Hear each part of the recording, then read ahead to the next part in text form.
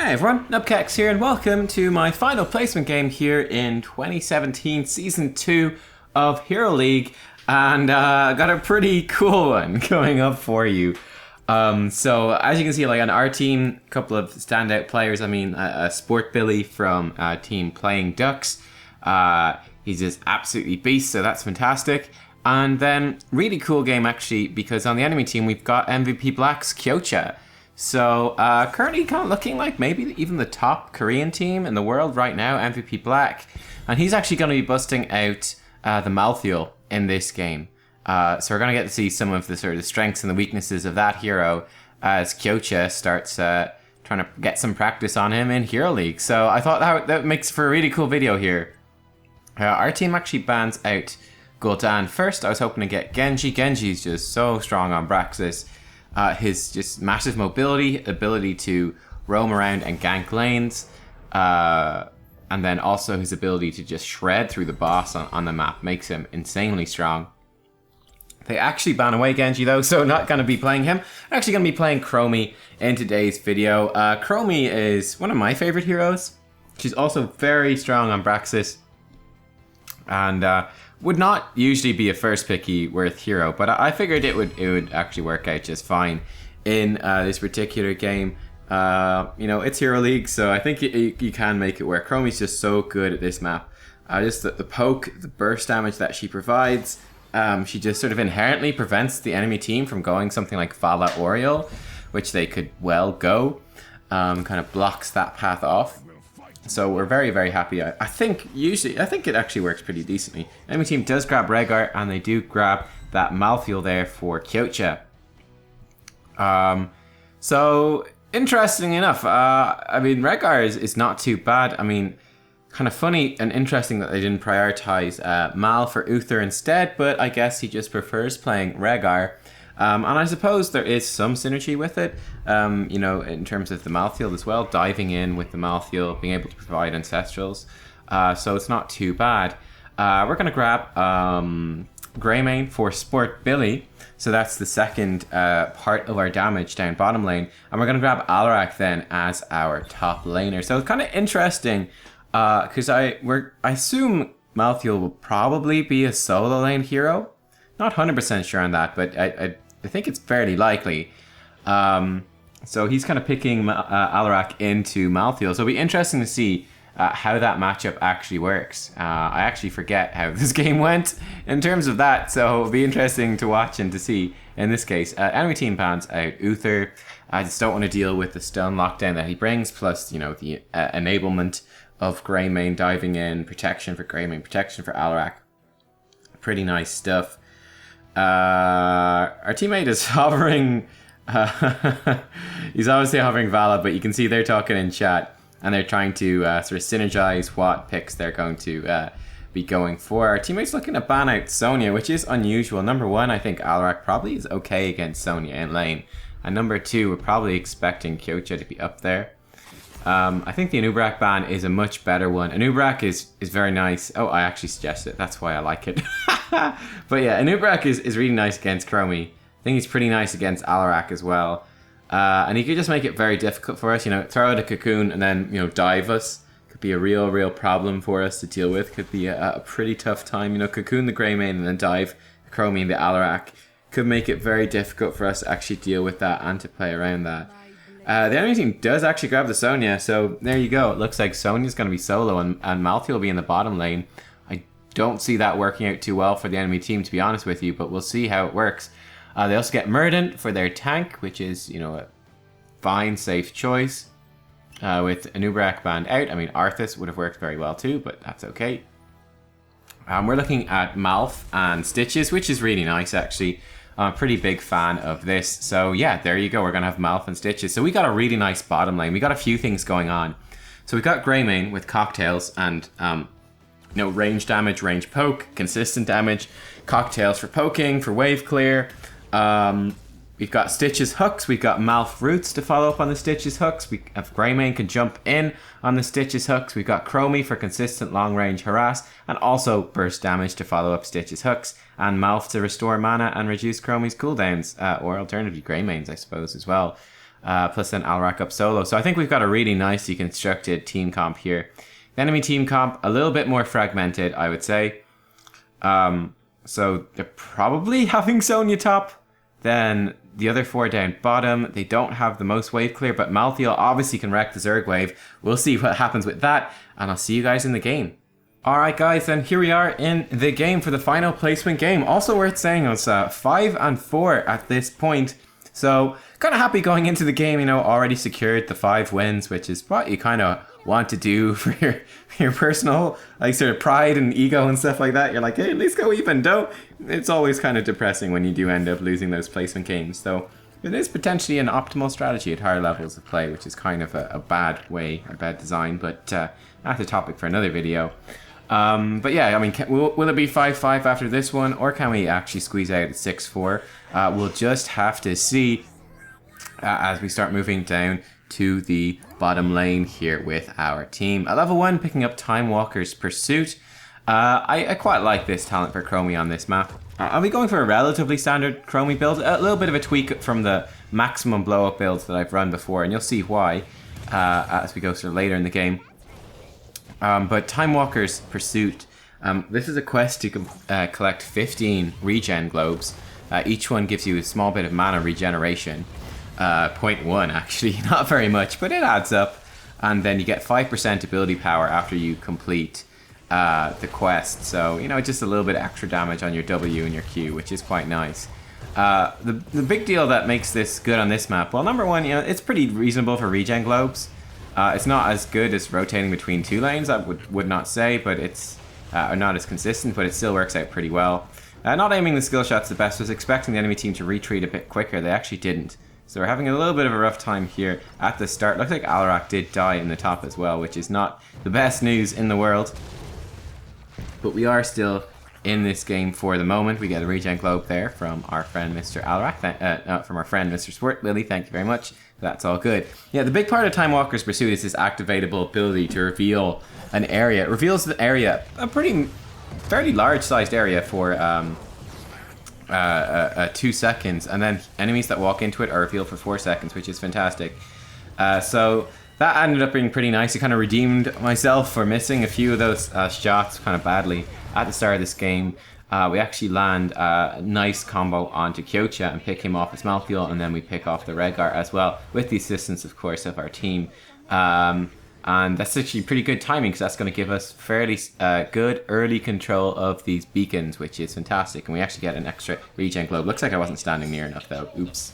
Whoops-a-daisies. So yeah, we're gonna move in here pretty aggressively to start things off. Let's talk a bit about the Chromie and the gameplay. Also, Bronze Talons here at level 2 for Chromie, of course.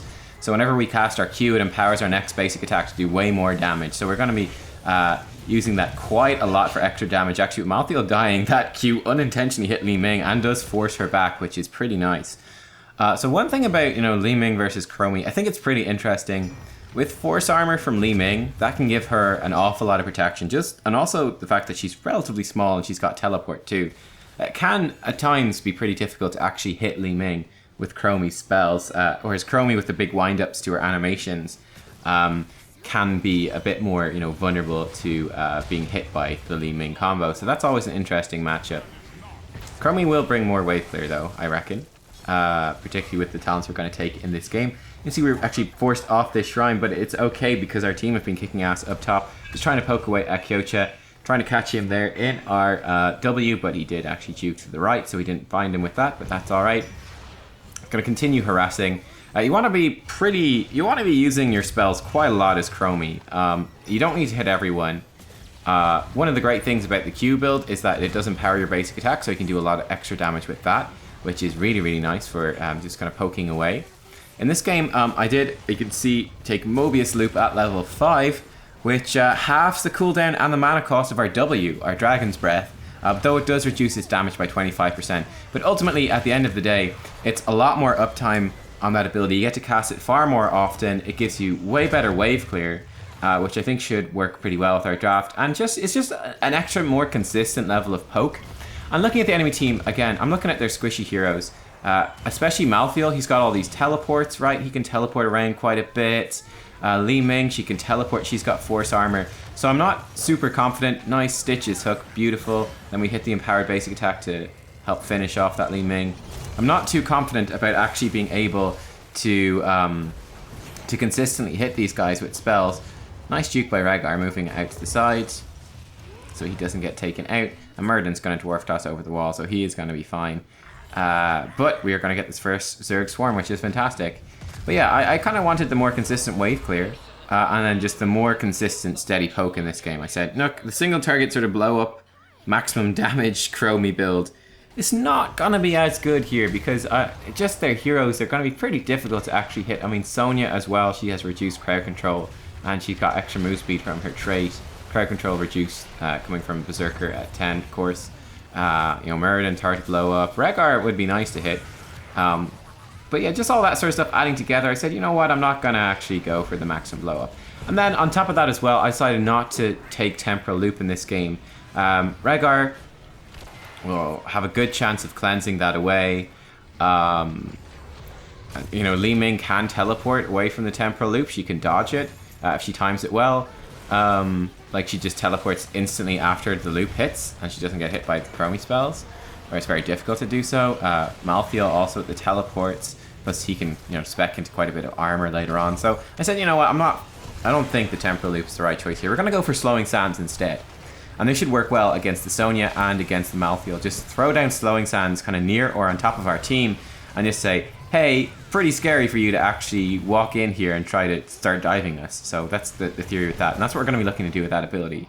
Is to sort of zone off for our team. You can see we're just standing back and shelling away here with the Chromie as well. Just trying to get good, consistent damage output. And just keep harassing these guys. Right, so Malthael is reliant on getting his Reaper's Mark onto a target and then teleporting onto them. Once he's got Reaper's Mark on people, he gets very, very mobile, teleporting around multiple people with that.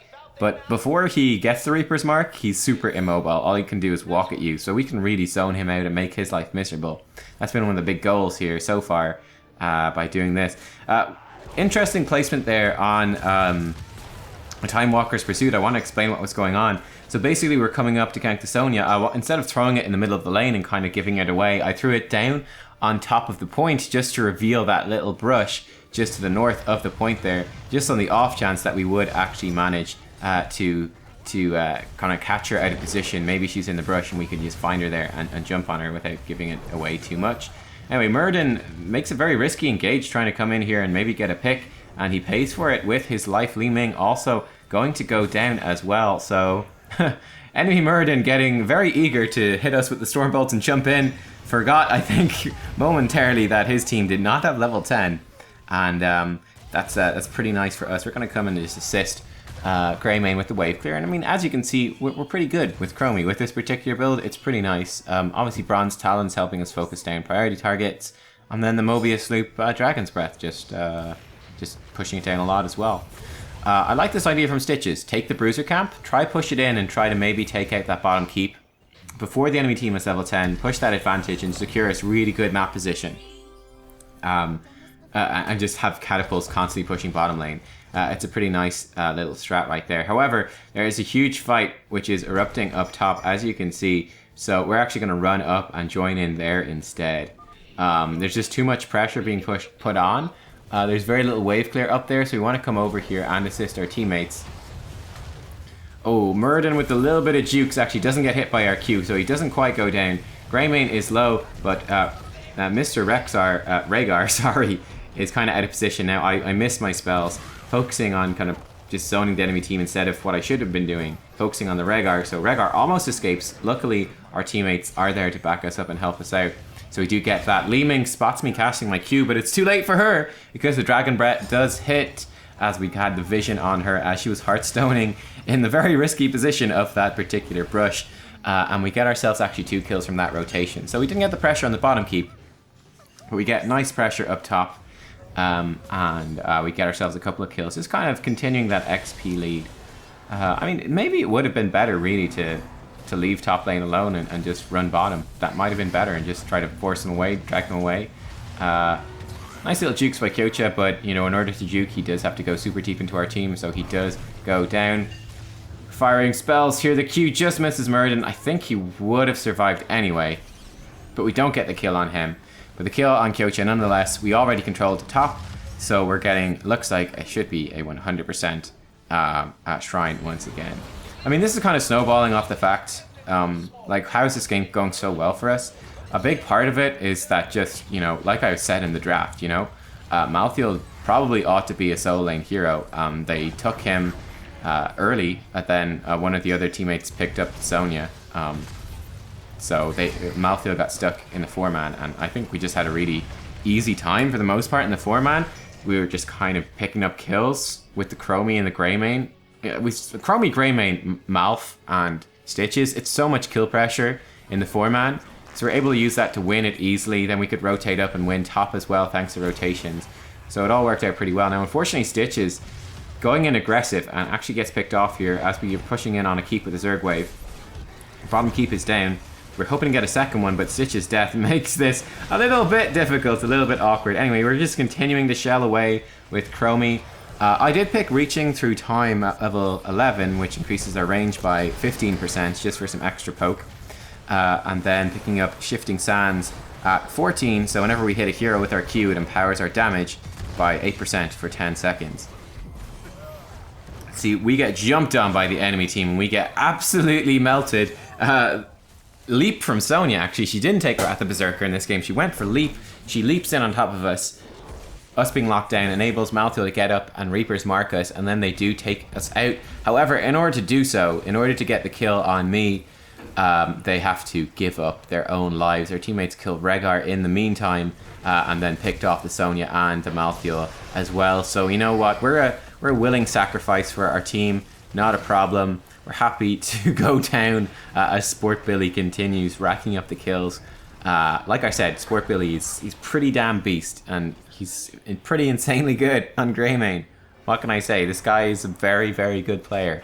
One of the big, playmakers in EU for sure. So yeah, level 15 to 12. Enemy teams are both down. It is looking like the game should be over, but as you can probably see by glancing at the time on this video, it is not over yet. No. KyoCha still has a few things to say about this. He's not out yet. He still wants to make a few plays here on the Malthael. The late game scaling of the Malthael, so we'll see exactly how that goes down. We're going to assist our teammates here, taking out the Bruiser camp. And at this stage, it's just kind of a game of patience. We're about to hit 16. Once we get 16, then we can fight a little bit more. Missing the W on one of those dudes, kind of silly, but oh well. And the enemy team completely missed it as our teammates left, and they walked forward a step to fight the minion wave. You can see enemy team flanking behind. They're going for a fight. They're going for a bit of a crazy fight. This is 13 to 16, but they want to take it. They want to try to make something happen here, try to make some plays, catch us out of position, and see what they can do. Interesting build with Chromie ults, because it looks like there's 2 of them cast. I'm not sure what that is. You see that? That's weird, right? That's not in my head, is it? I don't think so. Huh, strange. 2 overlapping Chromie ults. 2 for the price of 1, hooray! We're just going to poke in here, but a huge flank from Malthael. Sonya leaps in as well, and we just get instantly killed. Kaboom! Goodbye, Chromie. And that is 2 members of our team dead. One member of the enemy team dead. Malfurion with Tranquility helping to keep us, trying to keep people alive. But yeah, look at that. We went from 83%, just kablam, melted down. Really nice flank from the Malthael. He was just lurking just below that top shrine, right? In that little brush, I think that's what he was doing. Very sneaky. Super unusual for a team to do that, especially when they're down a talent here. It's just very unexpected. He just walks out, boom, right in the middle of the team, doing loads of that AoE damage and just disrupting the team. Sonya leaps in, Li Ming follows up with her burst to get 1 reset, and they snowball the fight from there, and enemy team actually wins that fight. The cost, though, 48% of their core's HP is gone, thanks to, well, just as a result of us owning the keeps. We've catapults pushing and they do not, and that is creating some pretty consistent pressure. We're trying to push in down here, just push this Murden off, and there you go. He actually overstays trying to get channel on the point, and actually he got 2% Zerg wave, but Murden does die because he overstays. Good work by particularly the Greymane and the Alarak there, locking him down and getting the kill. So that's pretty nice for us, but Greymane's almost dead here, throwing spells on him. There again is the double Chromie ult. That is an interesting bug. I wonder if one of them doesn't work, or if they both work. I have no idea. Anyway, our team, we've slightly overextended. Stitches went up top to capture the top point, so he was not there for that fight. And yeah, we just get kind of dove on and killed. Greymane being so low, we probably honestly should have backed off sooner. Alarak, I think, was kind of poking in a bit too much, unfortunately, kind of forcing us to commit to that. Sonya rotated down. She just leaped on top of me and absolutely wiped out me on Chromie, trying to back up the team. And we fell apart. So that's a big mistake from us, getting too cocky, overextending.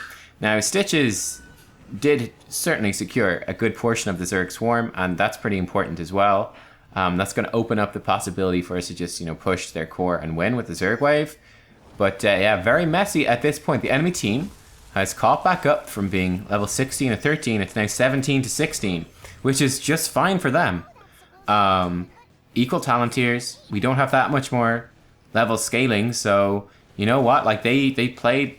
They played decently. Like KyoCha, I think in particular with his flank right on that top point was really good.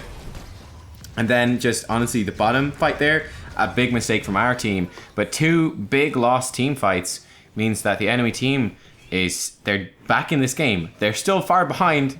Their core is still ridiculously vulnerable. We still have both of our forts, both of our keeps. They're a long way off winning, but at least they've really done a lot to forestall them losing, so that's pretty nice for them. They're actually stealing one of our camps here in the back. KyoCha dives into the middle of our team, just churning out tons of AoE damage. We're trying to focus him down, but he does have spell armor from his level 13. We can't actually kill him, just flinging as many Chromie spells into this melee as we can here.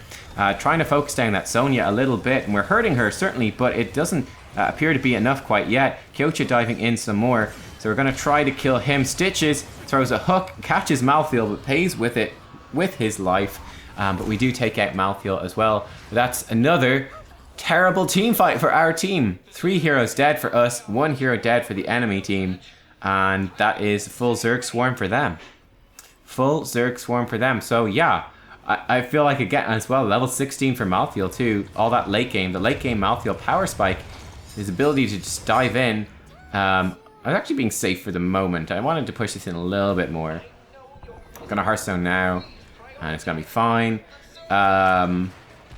What was I saying? But yeah, the late game Malthael, just getting the Tormented Souls, that big AoE spread of his trait, and just diving in amongst our team, churning out tons of damage, just sowing loads of chaos, and being incredibly difficult to kill because he's healing himself for so much. I think he took the spell armor level 13 to deal with the Chromie and the Greymane burst, and even the Alarak burst as well. So basically he dives in on top of us, he's doing loads of AoE damage, and we can't actually kill him. Pretty smart stuff actually, to be fair. At level 18, I did take Past and Future Me. So, when we cast Sandblast, we leave kind of a sand Chromie behind who will fire off a Sandblast the next time as well. Muradin jumps in right into the time tap that we had placed. Actually gets rooted as well. Haha. But yeah, enemy team continuing to dive us here.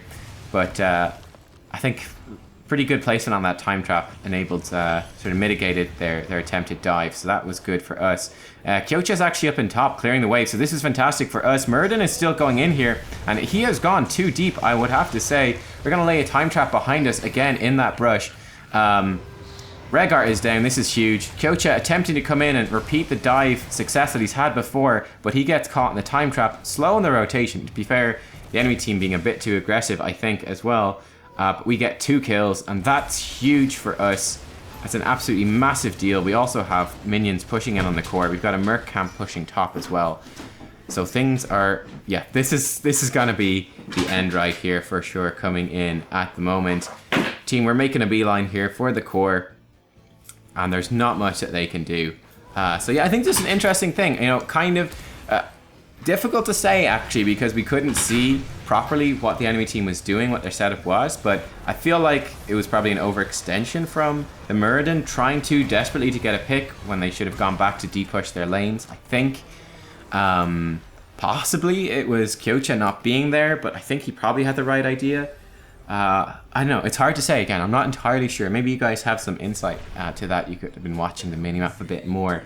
and sort of the health bars of everyone kind of work out what should have been done. But anyway, I have to say, Sport Billy playing an absolutely awesome game on the Grey main. And the Grey main Chromie, the combo is just fantastic. Just everything about our draft and our team comes sort of synergizing pretty well together. But I thought this was still a cool game to see that, oh shit, we're so far ahead, but Malthael, he just dives in and just crazy. Just, you can see his damage by far the most on his team. Greyman by far the most on our team. But yeah, Malthael absolutely doing tons of work here at the end and wreaking havoc. And there you go. That is Diamond 3 for us, as usual. So I hope you did enjoy this video. I thought it was kind of interesting to see, in particular, how, like, going into this, I was like, yeah, we got the early game, we're wrecking them, then we just owned them from the early into the mid game. I thought, we got this game in the bag, this is fantastic. And then suddenly, like that, few bad team fights in a row, and suddenly I was kind of panicking, going, oh my god, is KyoCha on this Malthael just going to carry the entire game? Are they gonna come back from 13 to 16, no keeps left, and kill us thanks to him? It was pretty scary for a while, but we did pull through in the end. Guys, I hope you enjoyed the video. Give a thumbs up if you did. It should be the talent build on the left hand side, plus buttons to follow for more on the right. Thank you for watching. I'll see you all next time for more Heroes of the Storm, and beginning from Diamond 3, climbing our way up, and hopefully once again hitting Grandmaster this season too. So I'll see you all then. Bye bye.